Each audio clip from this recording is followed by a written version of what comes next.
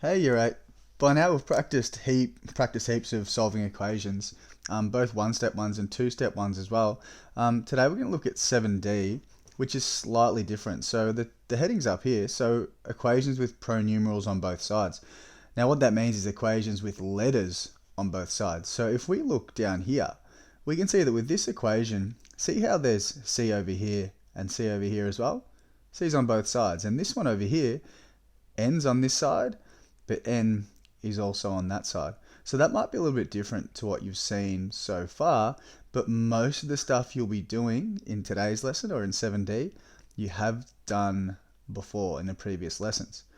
We just need to sort out these letters on both sides to start with. So if you see what I've written up here, first we want to try to get rid of the letter on one side, and then we can start to solve by balancing, which is something that we've been practicing.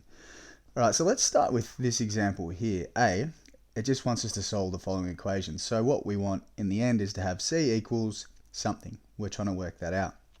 Now, I like to have my C on the left side, or I like to have my N on the left side. It just makes me feel a bit better. It doesn't have to be on the left, but it makes me feel a bit more organized.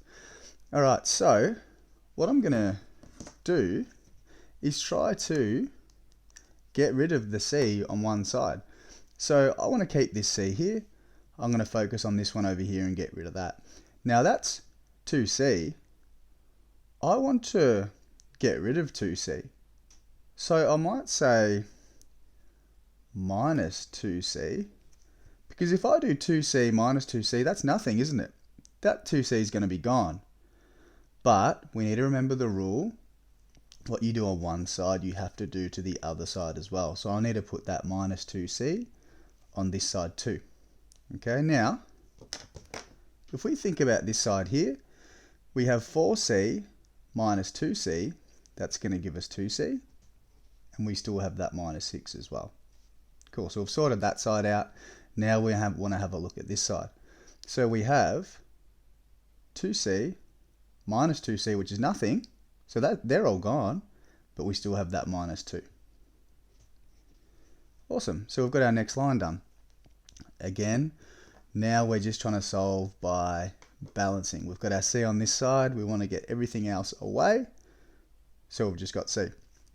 All right, now this plus 6 here, that's the one that I want to get rid of, I think. So the opposite to, actually I should have said minus 6. The opposite to minus 6 is plus 6. And what I do on one side, I have to do to the other side too. So I'll put a plus 6 over here as well. So now I have 2C. We've got our minus 6 and plus 6, so they're just going to cancel out. They're going to become nothing. And minus 2 plus 6 is 4. Awesome. Next line, we have a 2 times C. The opposite to times by 2 is divided by 2. So I'll put my divided by 2 in there. What I do on one side, I have to do on the other side. So I'll divide by 2 over here as well. Now what we might see is that 2 divided by 2 is 1. So they'll cancel out. See you later. 4 divided by 2 is 2. So we're going to have C equals 2. And that's our answer. I'll put a bit of an underline there so we know that we've finished. So the only difference with what we did just then was try to get rid of the C on this side to start with. Now we're going to do the same thing with this question as well, except we're dealing with N's here. Doesn't matter what letter we're dealing with. It still works the exact same way.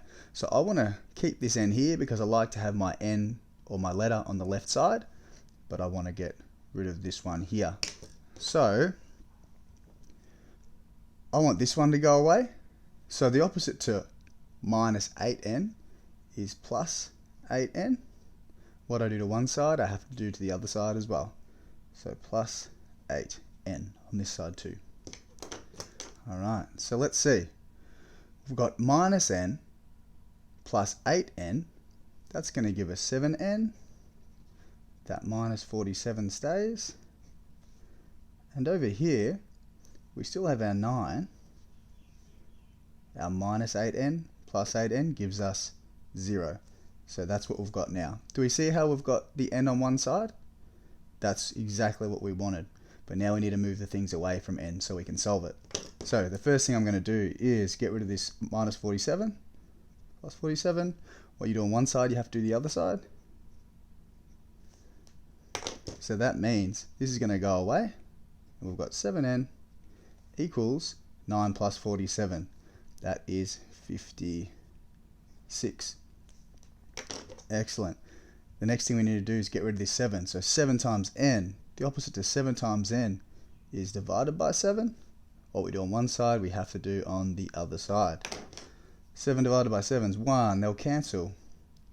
N equals, now what's 56 divided by 7? Hopefully we know that that is 8. So there's our answer just there. So that's the sort of stuff you're going to be practicing this exercise. But we may have had a little bit of a look at working out equations from sentences before, but I just want to do another one here.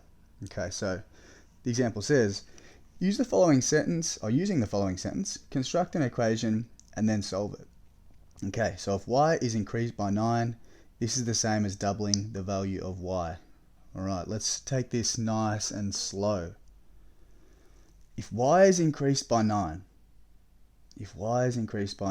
so if I have y and I increase it by 9, that means I'll be plusing 9, doesn't it? This is y increased by 9. So if y is increased by 9, that's what we've got. This is the same as, okay, so this is the same as, that would mean equals, isn't it? Okay, so if y is increased by 9, this is the same as doubling the value of y.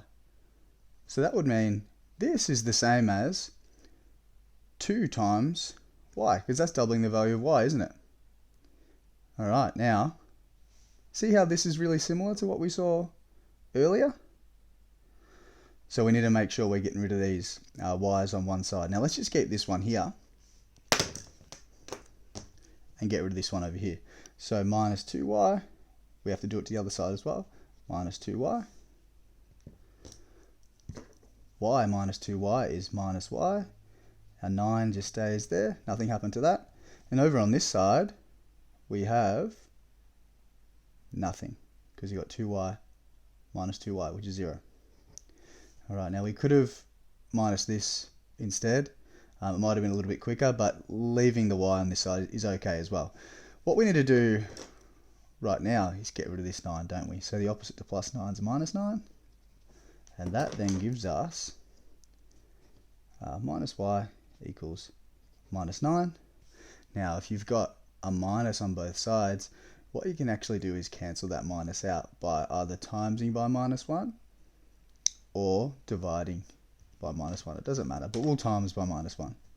So times minus 1 times by minus 1, and that gives us y equals 9. Okay, so that's our answer. Let's check that we're right though. So if we change that y to 9, 9 plus 9, that's 18 on that side,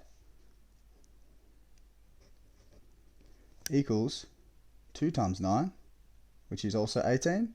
Awesome, we got it right. Okay guys, have a go at those questions.